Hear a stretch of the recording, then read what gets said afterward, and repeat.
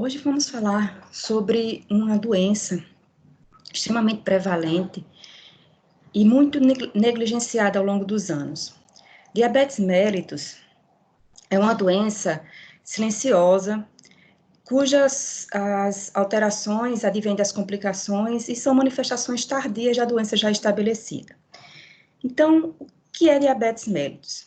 É um distúrbio metabólico crônico que afeta primariamente o metabolismo de carboidratos e secundariamente de lipídios e proteínas. E é caracterizada pelo desenvolvimento da hiperglicemia.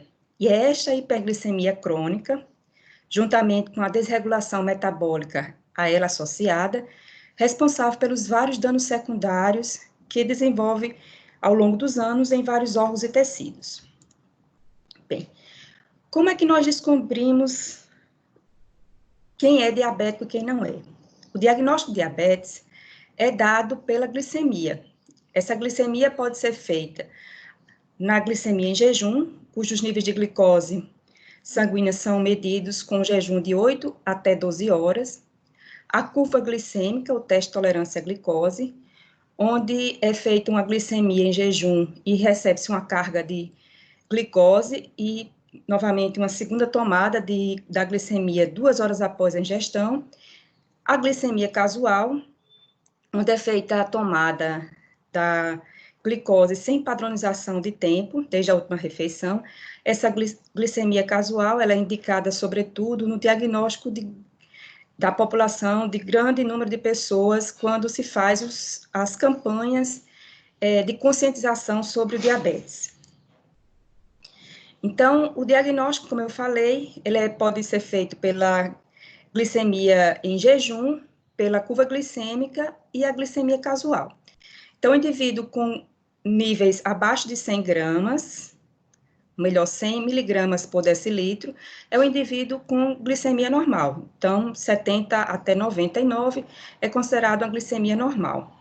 Os indivíduos que têm, no jejum, uma glicemia de 100 a 126 miligramas por decilitro, são aqueles indivíduos que têm uma resistência à glicose, um teste de tolerância à glicose diminuída. Já os diabéticos, no exame em jejum, eles têm níveis glicêmicos superior a 126 miligramas por decilitro. Na curva glicêmica, é considerado normal níveis glicêmicos abaixo de 140 miligramas por decilitro. Os níveis que têm uma tolerância à glicose diminuída de 140 a 200 miligramas por decilitro e considerado diabético com valores acima de 200 miligramas por decilitro. Já a glicemia casual, quando não é feita a relação com o jejum, níveis superiores a 200 miligramas por decilitro, com alguns sintomas ou sintomas clássicos do diabetes, é considerado paciente diabético. Esses sintomas clássicos, eles estão relacionados com as manifestações decorrentes da glicemia elevada e os distúrbios metabólicos, que são a poliúria, a polidipsia, a polifagia e a perda de peso. Bem, há também o exame da hemoglobina glicada. A hemoglobina glicada, ela se dá pela ligação da glicose à hemoglobina das hemácias. Ela geralmente é indicada para avaliar a resposta a tratamento. A hemoglobina glicada em um paciente não diabético, ele tem os valores de 4,5 até 5,6. É considerado em um paciente não diabético. Já 5,7 a 6,4 é considerado paciente pré-diabético. E acima de 6,5 é considerado diabético. Como ela também é utilizada para avaliar a resposta ao tratamento, os valores são um pouco mais amplos. De 4 a 6% é considerado diabetes controlado, de 6 a 7% diabetes parcialmente controlado, e acima de 7% é considerado um paciente com diabetes descontrolado. Isso em pacientes em tratamento. Então, os valores são um pouco mais ampliados. Bem, falar sobre diabetes mellitus, nós vamos inicialmente classificar os pacientes diabéticos. Eles são classificados quanto à sua causa ou etiologia em causas primárias ou idiopáticas e causas secundárias ou adquiridas. As causas primárias ou idiopáticas, nós temos dois tipos de diabetes, que é o diabetes mellitus insulino dependente, que corresponde a 10 a 20% das formas primárias idiopáticas, e o diabetes mellitus não insulino dependente, que corresponde a 80 a 90% das formas primárias. No diabetes mellitus no insulino dependente, a grande maioria é aquele dos indivíduos obesos, mas existe também um diabetes que se manifesta no jovem, no início da maturidade, e é conhecido como diabetes tipo MOD. Já as formas secundárias ou adquiridas, elas podem ser secundárias ou adquiridas a várias situações, desde causas infecciosas, que levam à destruição do pâncreas, determinando pancreatite, causas medicamentosas, como o uso crônico de glicocorticoides ou corticosteroides, causas cirúrgicas, onde nós temos a remoção do pâncreas exócrino e, consequentemente, pâncreas endócrino, causas inflamatórias, as pancreatites, sobretudo aquelas associadas ao uso crônico de álcool, causas genéticas, alguns pacientes portadores de síndrome de Down, eles também têm alteração na secreção e no parênquima do pâncreas endócrino, entre outras. Lembrando aqui, uma das causas secundárias é o diabetes gestacional. O diabetes gestacional, ele acontece durante a gestação e tende a desaparecer após o parto, e ele se reflete, sobretudo, suas complicações sobre o concepto de informação. Esse concepto, ele fica sob uma alta carga de glicose, então, geralmente, ele desenvolve muito rapidamente, adquire peso, então, são geralmente crianças grandes para a idade gestacional, e que desenvolvem hipoglicemia logo após o nascimento. Então, as causas do diabetes, nós temos as causas primárias, que é o diabetes tipo 1 e o diabetes tipo 2. O tipo 1, existe uma destruição das células beta, que leva à deficiência absoluta da insulina. O tipo 1, ele pode ser mediado por uma alteração imunológica, ou ele pode ser totalmente idiopático, sem uma causa pré-estabelecida. Já o diabetes tipo 2, ele se caracteriza por uma resistência à insulina por defeito na produção da insulina, que é insuficiente à carga da glicose, ou uma resistência periférica à insulina. Aquele diabetes do jovem com o início da maturidade, existe um defeito genético na função das células beta, que geralmente se manifesta no adulto jovem, que é causada por várias mutações, ou provavelmente alguns estudos têm mostrado por mutação no DNA mitocondrial. Existem também os defeitos genéticos no processamento da insulina, na sua ação, seriam defeitos na conversão da proinsulina, ou mutação no gene da insulina, ou mutação no receptor da insulina, que também seriam causas primárias ou idiopáticas, porém bem menos prevalentes. E as causas secundárias, defeitos no pâncreas exócrino, causado por pancreatite crônica, cirurgias, pancreatectomias, neoplasias do pâncreas exócrino com destruição do pâncreas endócrino, a fibrose cística, a hemocromatose, a pancreatopatia fibrocalculosa, que leva à fibrose do pâncreas e, consequentemente, à insuficiência desse pâncreas e comprometimento do pâncreas endócrino. Endocrinopatias, como a síndrome de Cushing, feocromocitoma, glucagoma, causas infecciosas, como citomegalovírus, vírus Coxsackie-B, uso de drogas, como glicocorticoides, fenitoína, tiazidas, etc. As síndromes genéticas associadas ao diabetes, como a síndrome de Down, que nós falamos, a síndrome de Klinefelter e a síndrome de Turner, e o diabetes gestacional, que seria uma forma secundária que aconteceria durante a gestação. Bem, a nossa aula, ela vai se restringir aos tipos idiopáticos, sobretudo diabetes tipo 1 e diabetes tipo 2.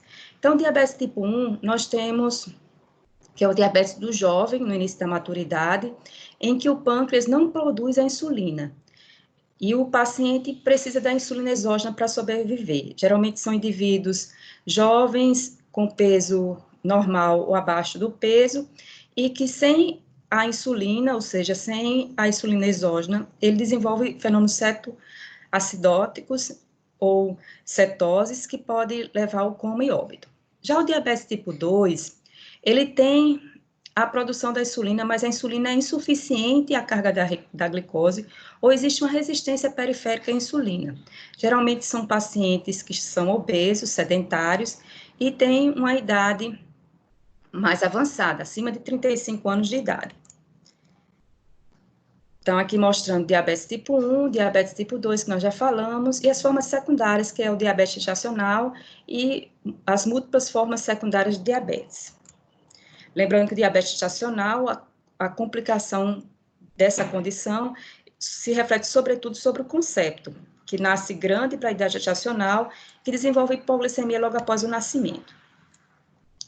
Então, nós vamos falar aqui um pouquinho sobre a ação da insulina sobre as células. Então, aqui é a célula beta da ilhota pancreática e algumas outras células que possuem essas unidades transportadoras da glicose, que internalizam a glicose independente da presença da insulina. Então, nas células beta da ilhota pancreática, a elevação da glicose faz com que essa glicose entre dentro da célula, que inicia vários mecanismos, entre eles a produção de energia que ativa canais de potássio. Esses canais são responsáveis pela despolarização das membranas, com a entrada do cálcio dentro da célula, com o influxo do cálcio dentro da célula, que promove a liberação da insulina. E a insulina, por sua vez, vai desempenhar ação, sobretudo nas células-alvo, interagindo com receptores nessas células-alvo, que promove, através de proteínas de sinalização, a liberação de unidades transportadoras da glicose a partir do complexo de Golgi, que vão para a superfície e promovem a entrada da glicose. Então, a glicose e a insulina, elas,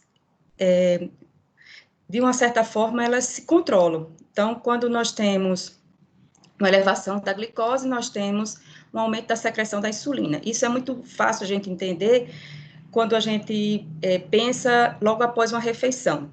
Então, quando nós temos uma refeição, os níveis de glicose aumentam no sangue, depois da digestão, e então nós temos um aumento da secreção da insulina.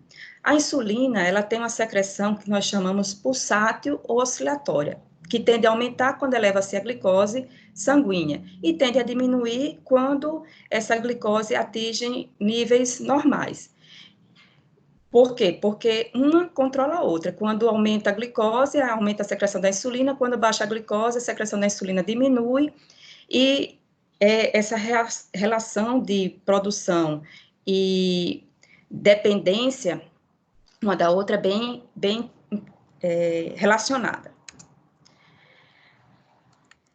Bem, então, falando especificamente sobre os tipos primários de diabetes, o diabetes tipo 1, que é o diabetes insulina dependente, ele se caracteriza pela falta absoluta da insulina. Ele geralmente surge na infância, mas torna-se evidente na puberdade, onde o paciente passa a depender da insulina exógena. Sem a insulina exógena, ele desenvolve os chamados fenômenos metabólicos agudos, que é marcada pelos comas cetóticos ou a cetoacidose coma. Então, geralmente, ele inicia na infância, mas torna-se realmente grave na puberdade, onde os níveis de glicose aumentam e os níveis de insulina diminuem, porque existe uma redução da secreção da insulina e há uma diminuição das células beta das ilhotas pancreáticas. Eles perdem as células beta.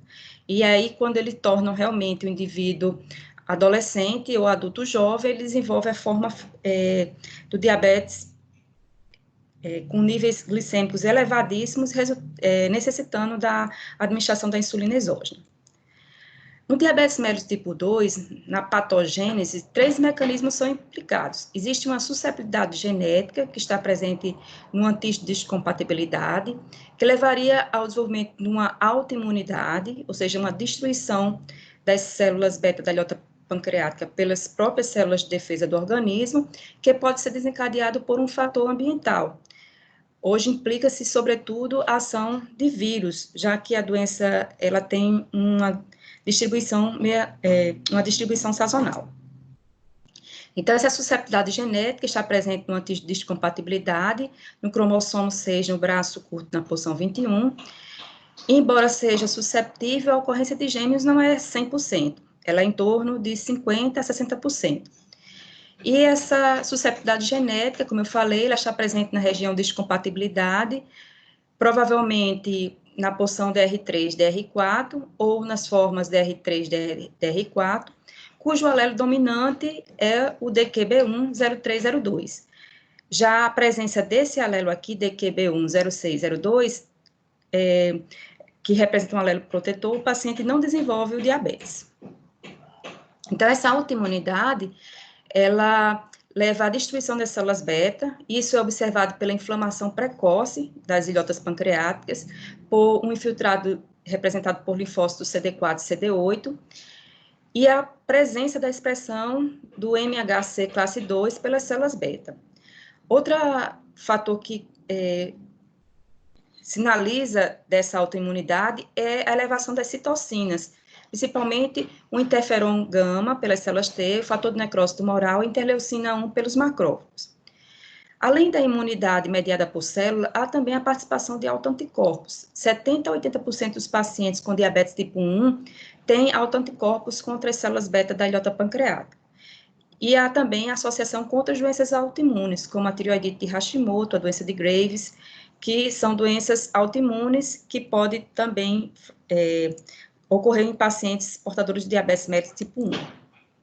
Bem, os fatores ambientais, o mais implicado são os fatores ou as infecções virais, isso por conta das diferenças sazonais e a divergência epidemiológica, e os vírus mais frequentemente implicados é o vírus Coxsackie-B, o vírus da cachumba, o vírus do sarampo, o citomegalovírus, a rubéola e a mononucleose. A patogênia geralmente estão implicados dois mecanismos, que seriam um mimetismo molecular, né, levando a uma reação cruzada, onde esses vírus, eles imitam autoantígenos, causando reação cruzada, ou pelo próprio tropismo do vírus às células beta, com dano tecidual e inflamação. Há também a participação de alguns agentes químicos, como alguns raticidas, o Vacor, a pentamidina, a streptozosina e a Loxan, que foram algumas substâncias que foram implicadas com o desenvolvimento de diabetes mellitus tipo 1. E alguns componentes alimentares. Aqui a gente lembra da alimentação precoce de crianças com leite materno, ao invés, com a substituição do leite materno por leite de vaca, e pelo mimetismo molecular de proteínas presentes no leite de vaca, que levariam essas crianças a ter uma sensibilidade a esse leite, levam um mimetismo ao ataque das células beta da ilhota pancreática. Então, provavelmente, esses componentes alimentares, eles formam autoanticorpos, ou melhor, induzem a formação de autoanticorpos, que levam à destruição das células beta, ao invés da destruição do agente ou do antígeno que estejam causando essa sensibilização no paciente. Já o diabetes mellitus tipo 2, se sabe bem menos sobre ele do que se sabe sobre o diabetes tipo 1. O que se sabe é que é uma herança poligênica, onde mais de um gene expressariam essa possibilidade. É uma doença hereditária, ou seja, você tem a história familiar de avós, tios, pais, que é associada a fatores ambientais como sedentarismo e obesidade levaria à deflagração. Então, no diabetes tipo 2, dois defeitos metabólicos são observados. Há uma resistência periférica da insulina por defeitos em receptores ou pós-receptores, ou uma secreção insuficiente da insulina à carga da glicose. Ou seja, quando se eleva aquela glicose após a refeição, ao invés daquela secreção mais rápida de insulina, causando a diminuição da glicose no sangue rapidamente, ela se faz um pouco mais lenta. Então, essa secreção pulsátil oscilatória é um pouco mais lenta, causando, então, a persistência dos níveis glicêmicos elevados, não tão elevados quanto o diabetes tipo 1, mas elevados, e esse efeito crônico da glicemia elevada ao longo dos anos vai determinar as várias complicações do diabetes tipo 1, ou do diabetes tipo 2. Então, o diabetes tipo 2 é uma doença que pode ser prevenível. Se nós sabemos que a obesidade e o sedentarismo são fatores precipitantes, nós temos que trabalhar exatamente isso daí. Evitar a obesidade e promover qualidade de vida, com atividade física, promover tudo isso, não no adulto, mas na criança em formação. Então, se já existe uma história familiar e a possibilidade de você trabalhar com esses fatores ambientais, a chance de prevenir a doença é muito grande. Então, é uma doença que se manifesta no idoso, então a obesidade e o sedentarismo são fatores precipitantes. Então, o que é que nós temos no diabetes tipo 2? Uma predisposição genética e fatores ambientais, como a obesidade, vamos chamar aqui estilo de vida, como, por exemplo, o sedentarismo, que levaria a uma resistência à secreção da insulina, ou por defeitos em receptores, pós-receptores, ou por uma diminuição na secreção da insulina, a carga da glicose, que inicialmente levaria a uma hiperplasia compensatória das células beta, depois essas células beta, ao longo dos anos, começariam a ser destruídas pela glicose elevada. As células beta, nós já vimos que elas possuem unidades transportadoras de glicose que independem da ação da insulina, então, quando se eleva a glicose sanguínea, entra a glicose dentro da célula. Imagine uma célula cheia de glicose, ela vai funcionar como um carreador osmótico, vai trazer água para dentro da célula e vai causar lesões nessa célula. Então, com o tempo, essa glicose excessiva na célula beta vai causar um dano à célula beta, que vai ficar com um comprometimento de algumas células e o comprometimento cada vez maior da secreção da insulina, levando, portanto, ao desenvolvimento de diabetes. Isso é interessante porque no diabetes tipo 2, os hipoglicemiantes orais, quando o paciente trata e tem todo o cuidado, evitando a alimentação rica em teor glicêmico, fazendo atividade física, ele controla bem esse diabetes, ele tem uma vida normal, ou seja, com diabetes controlado. Porém, se ele não faz esses cuidados, se ele não toma a medicação corretamente, ele pode vir a desenvolver uma necessidade de insulina exógena. Ou seja, a destruição das células beta, elas vão fazendo progressivamente até que ele não se transforma em diabetes tipo 1, mas tem um comportamento do paciente diabético tipo 1, a destruição das células beta. Então, quando a gente quer separar os tipos de diabetes, primário e idiopático, nós vamos ver que o diabetes tipo 1, ele inicia geralmente no paciente jovem, torna-se evidente na puberdade, são indivíduos com peso normal e com redução significativa dos níveis de insulina, porque eles têm destruição das células beta.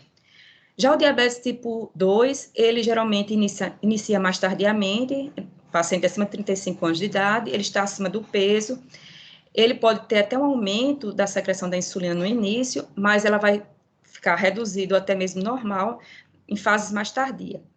No diabetes tipo 1, é uma doença autoimune, então existem anticorpos contra as células insulares, e lembrando que essa secreção da insulina não se faz, então a cetoacidose é comum. Já o diabetes tipo 2, ele não possui anticorpos contra as células insulares, a cetoacidose é rara, ele desenvolve o chamado coma não cetótico, que é o coma hiperosmolar, onde o sangue rico em açúcar, ele, ao passar no tecido nervoso, ele desidrata literalmente o tecido nervoso, porque ele está cheio de açúcar e ele tende a atrair o líquido do tecido cerebral para dentro do vaso sanguíneo, dando um padrão de coma, né, por desidratação, vamos assim dizer, que é o coma hiperosmolar não cetótico. Do ponto de vista genético, o diabetes tipo 1, ele tem uma participação genética, 30% a 70% é a ocorrência entre gêmeos, e ela está relacionada com antígeno de histocompatibilidade classe 2. Já o diabetes tipo 2, a herança genética é poligênica. No entanto, a concordância entre gêmeos é bastante alta, mas não há nenhuma relação com a região de histocompatibilidade.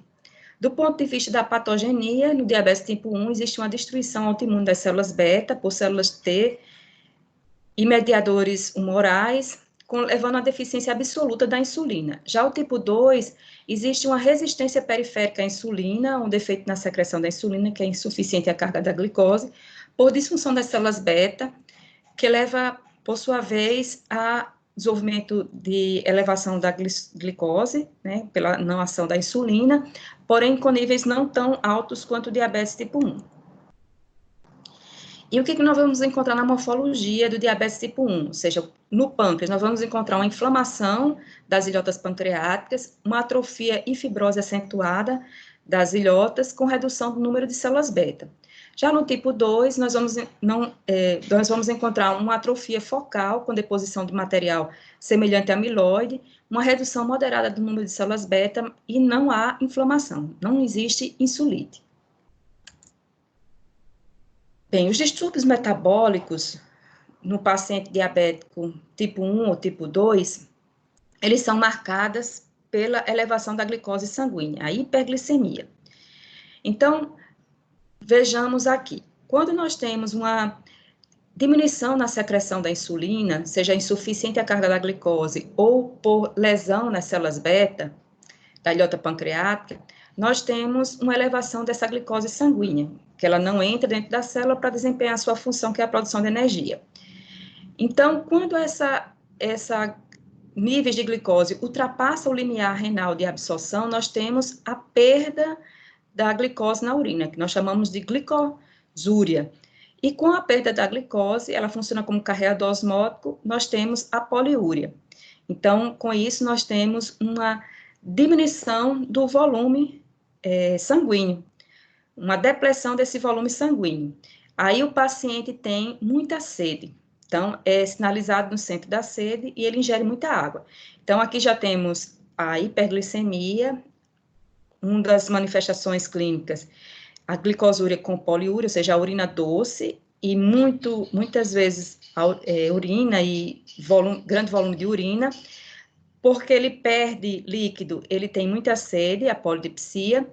Como a glicose, ela, mesmo elevada no sangue, ela não entra na célula para desempenhar sua função, então, nós vamos utilizar fontes alternativas de energia, que são os adipócitos e as proteínas. Então, existe uma quebra da gordura, que é metabolizada no fígado, para promover a gliconeogênese, que aumenta a produção da glicose, que é responsável pelo aumento também da glicose sanguínea, e os corpos cetônicos, que vão ser metabolizados no fígado, produzindo ácidos acéticos, que é responsável pela cetoacidose do coma do diabético tipo 1. No diabético tipo 2, como eu falei, é um coma não cetótico, é um coma hiperosmolar, em decorrência desse sangue doce, que causa desidratação, literalmente, do tecido cerebral. Do mesmo jeito que nós temos na mobilização da gordura, também temos a mobilização de proteínas para participar da gliconeogênese. Então, essa gliconeogênese, ela é um fator que aumenta ainda mais a glicose sanguínea e favorecendo a níveis glicêmicos bem elevados. Então, o paciente diabético, ele tem inicialmente uma alteração no metabolismo de carboidratos e secundariamente de lipídios e proteínas, porque são utilizados como fontes produtoras de energia.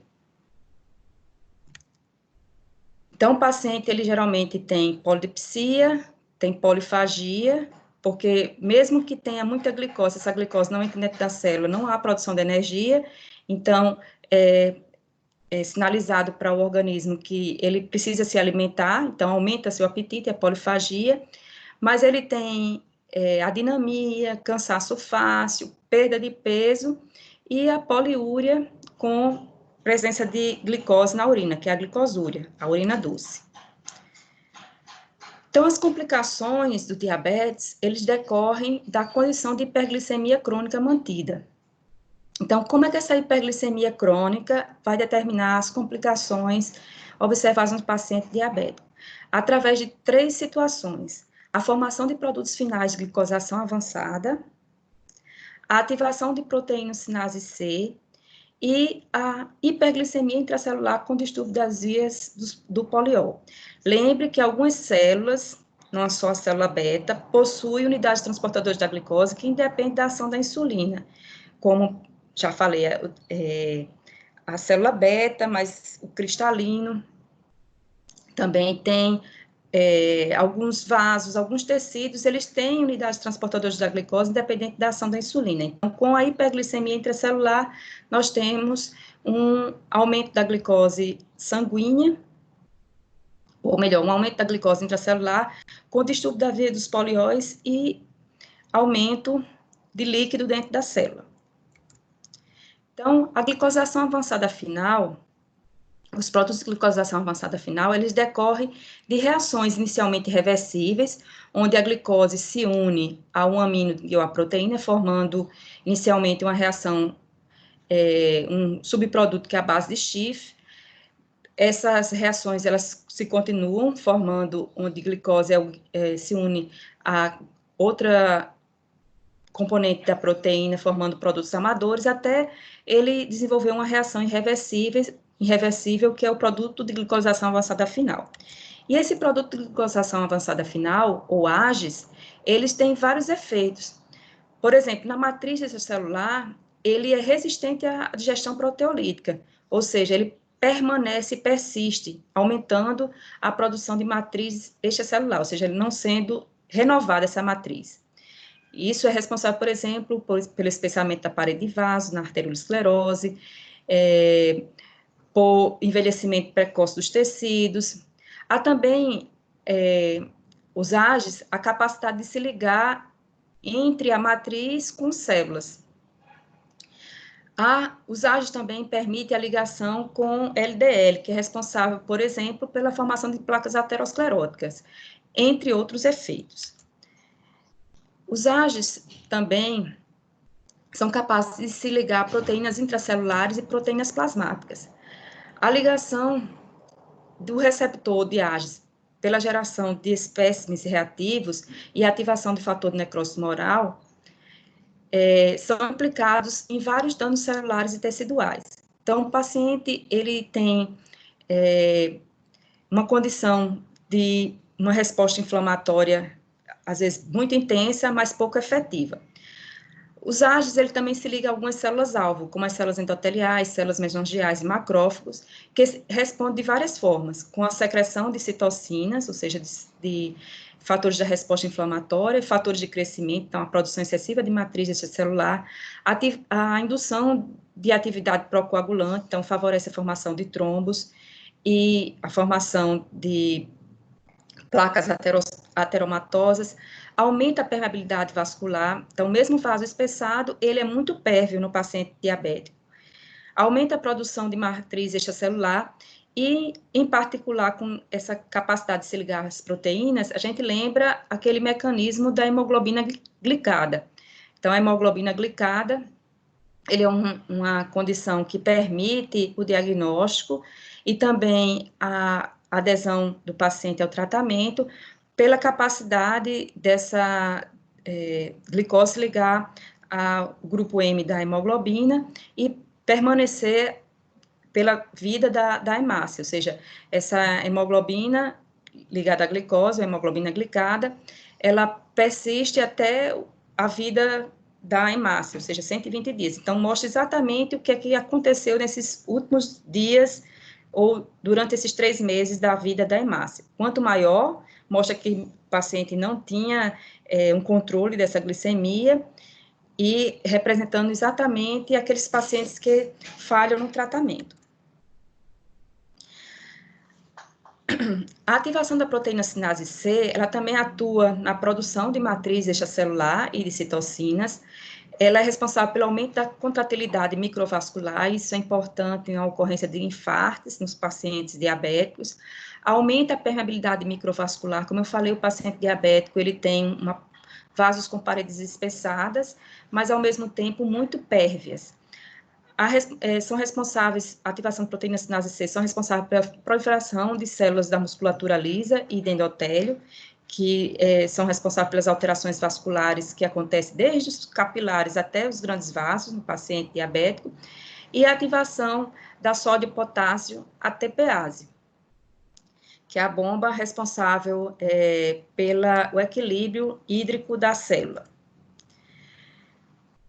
Bem, já a hiperglicemia intracelular com desvio das vias dos polióis, as complicações é que os tecidos que não necessitam da insulina para o transporte da glicose, como nervos, cristalino, rins, vasos sanguíneos, a elevação da glicose sanguínea leva ao aumento da glicose intracelular, com distúrbio na via dos polióis.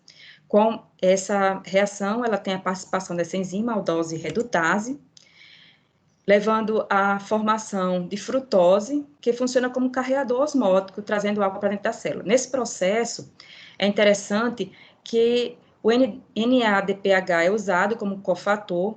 Esse NADPH, ele é utilizado na regeneração da glutationa redutase, que é uma substância antioxidante. Então, com isso, há uma diminuição dessa substância antioxidante no organismo, aumentando as lesões pelo estresse oxidativo. Então, o paciente tem um desvio dessa enzima antioxidante, dessa substância antioxidante, e, como consequência disso, ele tem um aumento do estresse oxidativo, aumentando o envelhecimento celular, tecidual e do organismo como um todo. Bem, com relação à doença diabetes, ela é uma doença que se manifesta em vários órgãos e tecidos. No caso, as complicações dela se manifestam em vários órgãos e tecidos. Então, nós vamos mostrar alguma morfologia, ou seja, alterações nos vários órgãos e tecidos, começando pelo pâncreas. Então, no pâncreas, nós vamos ter o quê? Uma redução no número e no tamanho das ilhotas pancreáticas.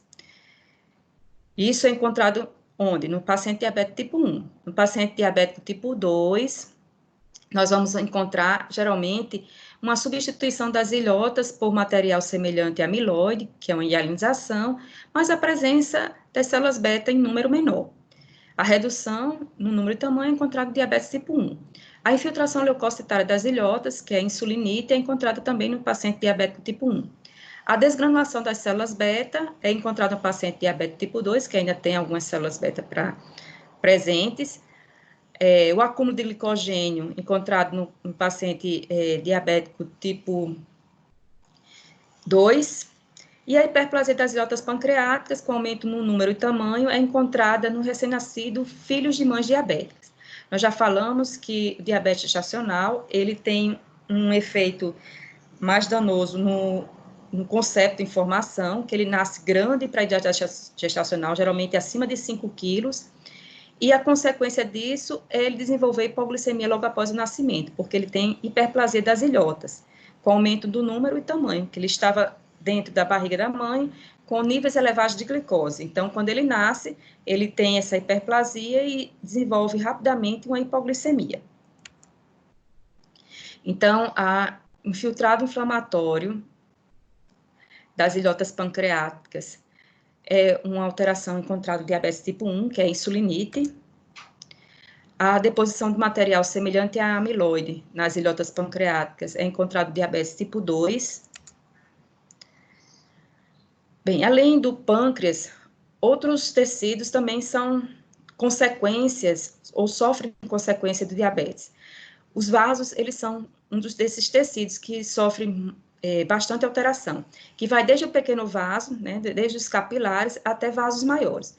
Então, nós temos as alterações que acontecem nos pequenos vasos, na forma de microangiopatia diabética, que é marcada pelo espessamento da membrana basal, ou seja, espessamento da parede do vaso, arteriolosclerose hialina, que também se caracteriza por espessamento da parede do vaso.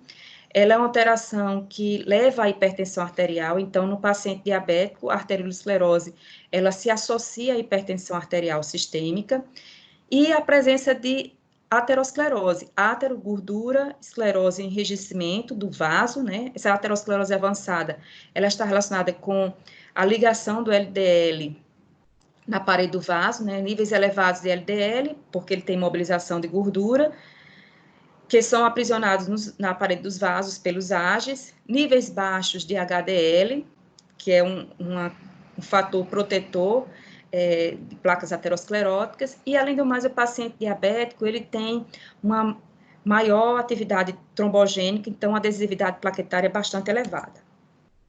Então, aqui mostrando o espessamento da membrana basal, aqui no epitélio tubular, mas é bem frequente nos vasos, a microangiopatia diabética, a arteriolosclerose hialina, que é o espessamento hialino da parede da arteríola, com redução da luz, que leva à hipertensão arteriolar. E a placa aterosclerótica, que é a presença de gordura na íntima do vaso. Essa placa aterosclerótica, ela diminui a luz e é responsável pela diminuição do fluxo sanguíneo e isquemia, uma das complicações bem frequentes do paciente diabético, que são os infartos. Olha, aqui mostrando a luz bem reduzida, tudo que vocês verem aqui é uma placa aterosclerótica, essa inclusive com calcificação parcial da placa aterosclerótica. Bem, o rim também é um tecido ou órgão que é um dos principais alvos do paciente diabético. Ele produz o que nós chamamos de nefropatia diabética, que ele afeta, além dos glomérulos, os vasos intersticiais e os túbulos do intestício.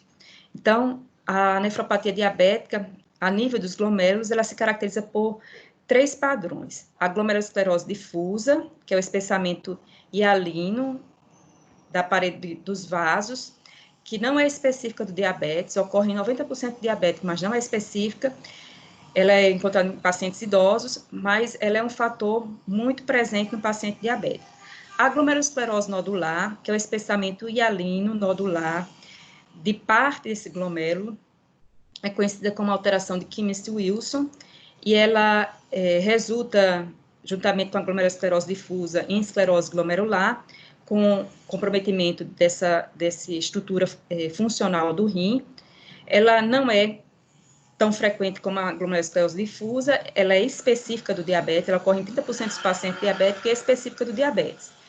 E as lesões exudativas, que são 2 tipos, a gota capsular, que é o espessamento hialino da camada parietal da cápsula de Bowman, e o barrete de fibrina, que se forma sobre a célula epitelial, resultando em um espessamento hialino sobre a célula epitelial do glomérulo. Então, a glomerulosclerose difusa, ela se caracteriza pelo espessamento difuso da membrana basal, aumento das células mesangiais e aumento da matriz mesangial. A glomerulosclerose nodular, existe a deposição nodular de um material hialino que é circundado por alças capilares patentes. O barrete de fibrina, ele se faz exatamente sobre as células epiteliais. E a gota capsular, ela representa o espessamento hialino da camada parietal da cápsula de Bowman. Então, aqui mostrando a estrutura glomerular, a glomerulosclerose difusa, ela envolve todo o glomérulo, a glomerulosclerose nodular, o espessamento hialino de parte desse glomérulo, a gota, o barrete de fibrina se faz aqui, e a gota capsular aqui a nível da cápsula de Bowman. Glomerulosclerose nodular, o espessamento hialino, que se faz por alças capilares patentes. Ela é específica do paciente diabético, ocorre em 30% dos pacientes diabéticos. Já a glomerulosclerose difusa, aumenta-se as células, aumenta-se a matriz mesangial e há o espessamento hialino da membrana basal dos vasos. Então, todo o glomérulo é envolvido nesse processo. Aqui, mais uma vez, a glomerulosclerose nodular. Aqui, as alterações a nível dos vasos, arteriolosclerose hialina da arteríola aferente e eferente. E a consequência das glomerulosclerose nodulares, glomerulosclerose difusa, é a hialinização completa do glomérulo, a esclerose completa do glomérulo. Então, a perda funcional dessa estrutura ativa do rim, que é responsável pela filtração do sangue, a produção da urina. Então, a consequência disso é a insuficiência renal crônica ao longo dos anos. As lesões a nível dos vasos, elas são o espessamento hialino, né? A aterosclerose e a arteriolosclerose. A aterosclerose, geralmente, nos vasos maiores do rim, e a arteriolosclerose nos pequenos vasos renais. E, por último, as alterações nos rins a nível de túbulos intestícios. Nós temos a pielonefrite crônica, a pielonefrite aguda, a pielonefrite crônica, a papilite necrosante, que é um tipo de pielonefrite aguda, onde existe necrose da papila, o acúmulo de glicogênio no epitélio tubular, renal, e a infiltração gordurosa que decorre da presença de diminuição desse parênquima renal e a substituição do tecido renal por tecido gorduroso a partir do hilo renal. Então, aqui a pielonefrite aguda, mostrando vários abscessos no parênquima renal. Ela se caracteriza na microscopia pelo infiltrado inflamatório intersticial e peritubular e tubular. Aqui a papilite necrosante, que é um tipo de pielonefrite aguda, onde existe necrose da papila, levando a insuficiência renal aguda. E aqui a pielonefrite crônica. Observe que o parênquima renal ele fica bastante reduzido, com superfície bem irregular. E aqui a infiltração gordurosa a partir do hilo. Esse aqui é um cisto renal simples, é encontrado em pacientes não diabéticos, representa um envelhecimento, são cistos funcionais de envelhecimento. Bem, nós falamos alterações a nível do pâncreas, alterações vasculares, alterações renais. Há também o que nós chamamos alterações ou complicações oculares do paciente diabético. Essas complicações, elas podem levar à cegueira, como é o caso da retinopatia proliferativa. A retinopatia, ela inicia com um padrão não proliferativo, com a formação de microaneurismas, hemorragias, infartes na retina, e se ela não for tratada nessa fase, não for evitado que ela evolua para a forma proliferativa, ela vai causar cegueira. Então, na retinopatia proliferativa, nós temos a fibrose e a neovascularização da retina, ou seja, a substituição de um tecido extremamente sensível, responsável pela percepção da luz, que são os cones e bastonetes da retina, substituído por um tecido fibrótico e neovascularização. Então, ele leva à cegueira definitiva. Outra complicação do diabético é a opacificação do cristalino, conhecido como catarata, que pode ser tratado, você retira a lente do olho e substitui por uma lente artificial e o paciente volta a enxergar. Lembrando que no paciente com diabetes, ela tende a ser mais precoce. E o glaucoma, que aumenta a pressão intraocular. Então, aqui mostrando a retinopatias, inicialmente não proliferativa, microaneurismas, edema, hemorragias, e se ela não for tratada, ela evolui para a forma da retinopatia com substituição do tecido retiniano por neovascularização e fibrose. Então, aqui mostrando, né, o crescimento anormal dos vasos e fibrose na retinopatia proliferativa. O glaucoma aumenta a pressão intraocular, que leva a comprometimento da acuidade visual e, às vezes, cegueira. E a catarata, que é a opacificação do cristalino, que pode ser removido e o paciente volta a enxergar. Bem, quais são outros órgãos que podem ser envolvidos ainda no diabetes? O sistema nervoso periférico, a neuropatia diabética. A neuropatia diabética, ela é simétrica e afeta tanto o nervo motor quanto sensorial.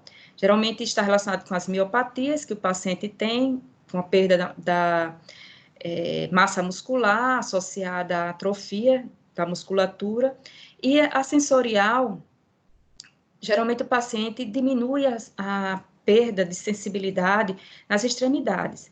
Isso é muito comum nos membros inferiores, onde ele pode se queixar não só de uma perda sensorial, mas alteração da percepção sensorial. Às vezes ele se queixa de formigamento, de queimação, e isso resulta da desmielinização das células de Schwann, que são responsáveis pelo envolver a estrutura do nervo, e isso se dá pelo fato que as células Schwann, elas possuem unidades transportadoras de glicose independente da ação da insulina, ela possui unidades transportadoras de glicose do tipo 2. Além do nervo motor e sensorial, há também comprometimento do sistema nervoso autônomo, que leva à incontinência fecal, urinária e, no homem, à impotência sexual. Bem, o fígado, ele desenvolve alterações no diabetes associado ao acúmulo de gordura, que é o esteatose, e o acúmulo de glicogênio. Como eu falei, a miopatia diabética, ela está relacionada com a mobilização de proteínas como fonte de energia e também pela neuropatia que leva a uma atrofia muscular significativa. As alterações cutâneas são marcadas por xantomas, que é o acúmulo de gordura na derme, e a necrobiose lipoídica, que é uma destruição, né, do tecido conjuntivo, que é de causa, vamos dizer, não bem determinada, mas está muito associada ao paciente diabético, a ocorrência de necrobiose lipoídica. Geralmente surge nas faces extensoras nos membros inferiores. Aqui a neuropatia, que afeta tanto o nervo sensitivo, motor, quanto autônomo, levando à perda da sensibilidade, atrofia muscular e, em relação ao sistema nervoso autônomo, a incontinência retal urinária e impotência sexual. Então, essa neuropatia com perda da sensibilidade, ela é uma característica do paciente diabético, que geralmente ele se machuca sem perceber, então pode desenvolver bolhas, rachaduras, úlceras, que são de difícil tratamento e cicatrização. Às vezes, a alteração da sensibilidade, ela está relacionada com parestesias ou queimação, o paciente diz que parece estar queimando o pé. E o pé diabético é um pé isquêmico com múltiplas lesões relacionadas com traumas, bolhas, fissuras, etc. A úlcera diabética é uma úlcera de difícil tratamento, porque ela tem uma matriz de colágeno que não é renovada, não tem a renovação, ela forma muito tecido de granulação e, geralmente, por ser um sangue doce, ele é um potente, ou seja, uma condição de infecção secundária muito grande. Então, o paciente diabético com as úlceras, ele geralmente tem uma infecção persistente, com resposta inflamatória mantida e úlceras que não cicatrizam, precisando fazer tratamento ao longo de meses ou até mesmo de anos para cicatrizar. Aqui a necrobiose lipoídica, ela é uma alteração não específica do diabético, mas acontece muito no paciente diabético, ela envolve as extremidades, superfícies extensoras dos membros inferiores e resulta numa alteração que envolve a hipoderme e o derme com necrobiose tecidual. A miopatia, marcada por atrofia e perda de grupos musculares, a aterosclerose, que é responsável pelas isquemias, os infartos, tanto miocárdicos como infartos cerebrais, a insuficiência renal, né, por conta da diminuição do fluxo sanguíneo renal, e a doença vascular periférica, a isquemia de membros inferiores. O paciente diabético, ele geralmente desenvolve hipertensão e tem elevação de LDL, colesterol alterado, que é responsável pelas causas de infartos e, no caso da hipertensão, pelos acidentes vasculares cerebrais hemorrágicos. Então, as manifestações clínicas no paciente diabético, na fase precoce, nós temos distúrbios metabólicos, que é a poliúria, polidipsia, polifagia e perda de peso, a fraqueza muscular, a desidratação, que é muito comum. Além disso, ele tem infecções que podem ser cutâneas, infecções respiratórias, o surgimento de xantomas cutâneos, que é a deposição de gordura na derme, e no paciente diabético tipo 1, o coma por cetoacidose. Na fase tardia, além dos sintomas da fase precoce, ele desenvolve outras alterações relacionadas com as complicações dos vários órgãos e tecidos. Então, a arteriosclerose levando à hipertensão arterial, os infartos levando à insuficiência cardíaca, a papilite necrosante levando à insuficiência renal aguda, as glomerulopatias levando à insuficiência renal crônica, infartos e hemorragias cerebrais. Além da cegueira, associada à retinopatia proliferativa, glaucoma, a neuropatia periférica, que leva a desenvolvimento de lesões em membros inferiores, gangrena pelas alterações vasculares e a necrobiose lipoídica. Então, aqui mostrando as várias complicações do paciente diabético, os acidentes vasculares hemorrágicos isquêmicos cerebrais, o infarto miocárdio, a hipertensão arterial, as alterações oculares, que é a retinopatia proliferativa, catarata, glaucoma, desenvolvimento de placas ateroscleróticas com isquemia em vários órgãos e tecidos, a nefropatia diabética, que é marcada não só pelas alterações glomerulares, como alterações vasculares e alterações de túbulos interstício, a aterosclerose vascular periférica levando à isquemia, que é a gangrena seca, que pode se somar à gangrena úmida pela infecção, a neuropatia diabética, que é motora, sensorial e autônoma, levando à impotência sexual no homem, incontinência retal e urinária, e aqui lembrando que as alterações a nível do pâncreas, elas são variáveis de acordo com o tipo de diabetes. O diabetes tipo 1 geralmente tem inflamação e desaparecimento das células beta, no diabetes tipo 2, a presença de células beta em número diminuído, mas a deposição de material semelhante à amiloide. As complicações, vamos dizer, as consequências de tudo isso é uma alta mortalidade e morbidade desses pacientes. A causa-morte geralmente está associada às cardiopatias hipertensivas, acidentes vasculares hemorrágicos e acidentes vasculares hemorrágicos e acidentes vasculares isquêmicos, que pode ser tanto no cérebro quanto os infartos do miocárdio. Bem, era isso que nós tínhamos a falar, bibliografia para a aula, e eu gostaria de agradecer mais uma vez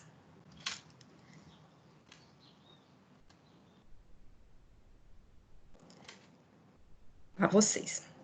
Tchau.